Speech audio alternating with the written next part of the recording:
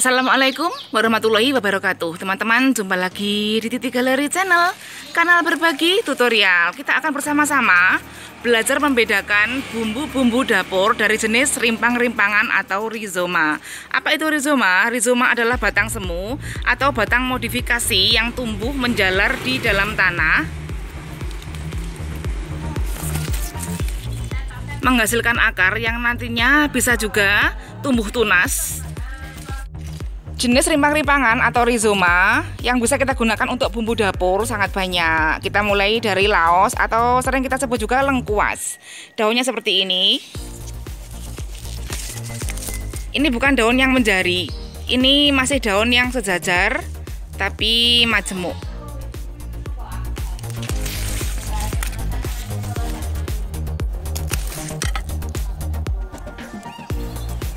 Umbinya seperti ini masih belum waktunya panen, cuma ingin menunjukkan saja kira-kira seperti ini.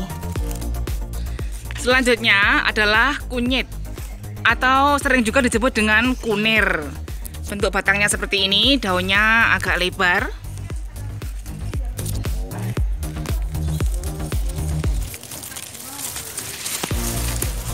Bismillah.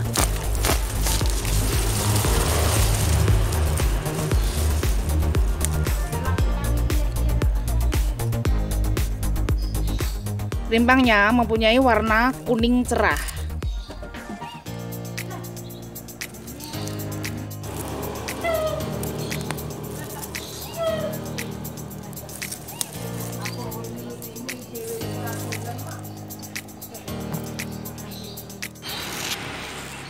Tumbuhan rimpang kita selanjutnya adalah jahe. Selain untuk bumbu masakan, jahe juga sering kita gunakan sebagai minuman penghangat badan.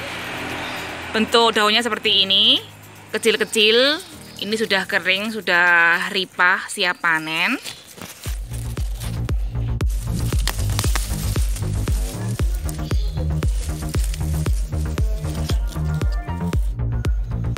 Rimpang kita selanjutnya adalah kencur.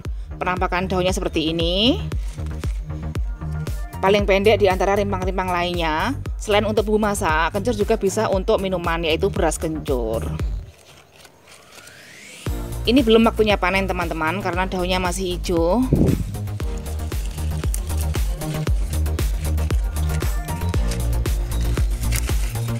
Coba kita gali-gali kalau ada. Oh, ini.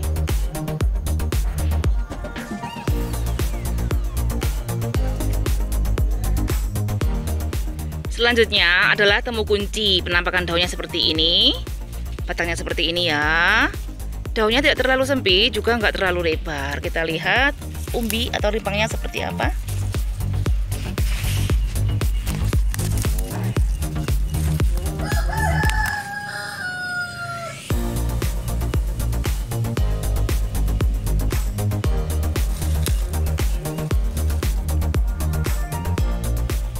Rimpang kita selanjutnya adalah puyang atau lempuyang. Puyang sendiri mempunyai daun seperti kencur, tapi lebih lebar ya. Puyang bukan merupakan bumbu dapur, tapi ini lebih ke bahan masakan utama. Biasanya dipepes atau diungkusi dengan kelapa muda. Disuguhkan untuk ibu-ibu baru melahirkan agar badannya cepat segar, cepat pulih kesehatannya ya. Juga untuk menghangatkan badan.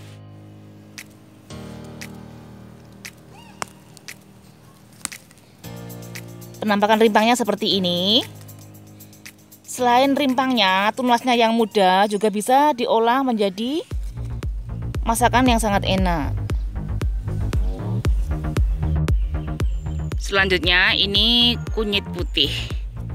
Penampakan daunnya seperti ini, cantik. Ini bukan merupakan bumbu dapur, tapi kita cukup tahu saja.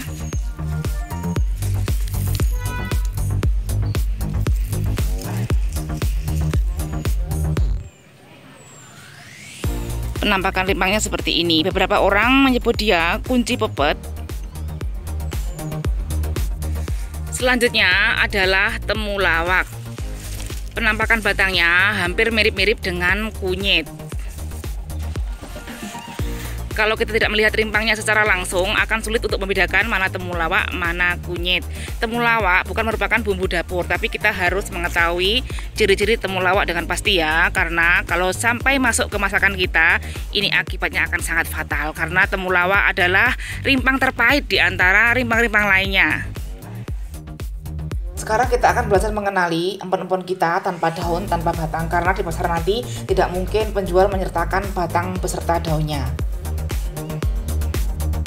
Oke lah, ketika kita sampai di pasar nanti, ketika kita ingin membeli empon-empon, kita tinggal bilang kepada mbaknya, "Mbak, saya mau beli jahe, beli kencur, beli lengkuas." Nanti mbaknya akan mengambilkan menurut pesanan kita masing-masing. Tapi bagaimana jika nanti sampai di rumah, keadaan barangnya tercampur seperti ini? Oke, kita bisa memilah-milah, kita bisa menulis langsung ya, ini yang jahe, ini yang kencur. Tapi ketika masih ingat ya, tapi lebih baik apabila kita mengingat-ingat atau menghafal sendiri nama-nama ataupun fungsi dari masing-masing empon-empon ini. Sangat penting mempelajari dan juga menghafal di luar kepala apa kegunaan dan fungsi dari masing-masing bumbu-bumbu kita ini, baik sebagai bumbu maupun sebagai jamu-jamuan yang insya Allah nanti akan kita wariskan, akan kita tularkan ilmu kita kepada anak perempuan kita.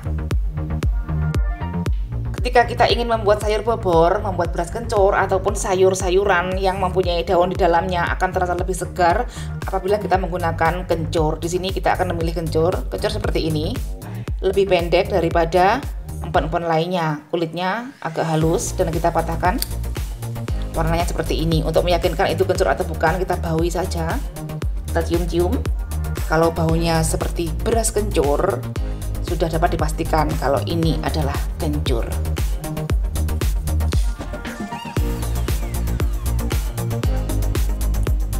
Membuat jamu suruh kunci, membuat sayur bening kunci, juga soto, juga bakwan, kita memerlukan temu kunci. Ini adalah penampakan temu kunci kita, lebih kecil dibanding dengan empon-empon kita yang lainnya. Mempunyai pangkal-pangkal yang kecil ya. Kalau kita patahkan seperti ini warnanya.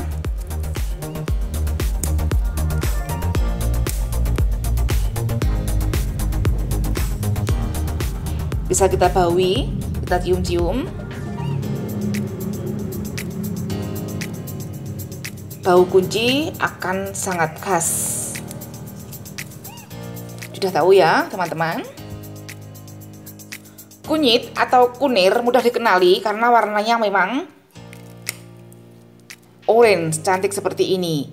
Kerabat dekat kunyit adalah temu giring. Itu pun juga bisa dibedakan dengan mudah karena temu giring mempunyai warna yang agak kuning. Kunyit bisa kita gunakan sebagai sayur lodeh, untuk jamu kunyit asem, juga masakan-masakan lainnya ya. Selanjutnya, jahe mudah dikenali juga karena tumbuhnya ke samping sehingga bentuknya agak pipih seperti ini, warnanya kuning. Rimpangnya bercabang-cabang, warnanya seperti ini. Baunya khas sekali, bau jahe. Biasa kita gunakan untuk wedang jahe ataupun masakan lainnya. Lengkuas atau laos ini mempunyai warna yang lebih terang. Kemudian ini juga liat, ulet. Kita jarang bisa mematahkan lengkuas tanpa kita iris menggunakan pisau. Penampakan dalamnya seperti ini. Biasa kita gunakan sebagai bumbu lodeh. Selanjutnya temulawak. Ini bukan bumbu dapur ya, ini adalah bahan pembuat jamu. Warnanya seperti ini.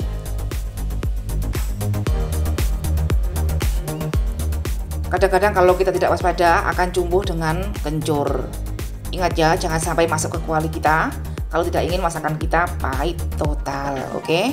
Ingat-ingat ya, temulawak memiliki penampang warna yang agak kebiru-biruan.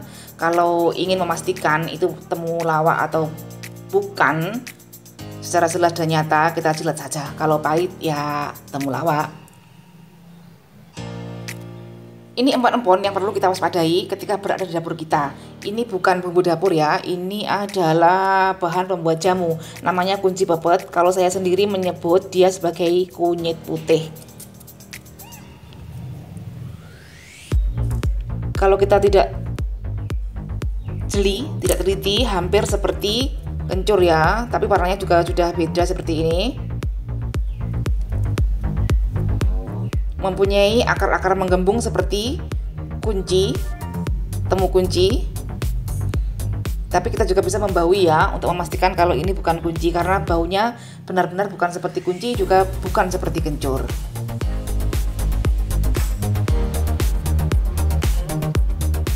Empon-empon ini berkhasiat sebagai jamu untuk merapatkan organ kewanitaan. Sekian saja bagi-bagi cerita kita hari ini. Semoga bermanfaat. Wassalamualaikum warahmatullahi wabarakatuh. Terima kasih.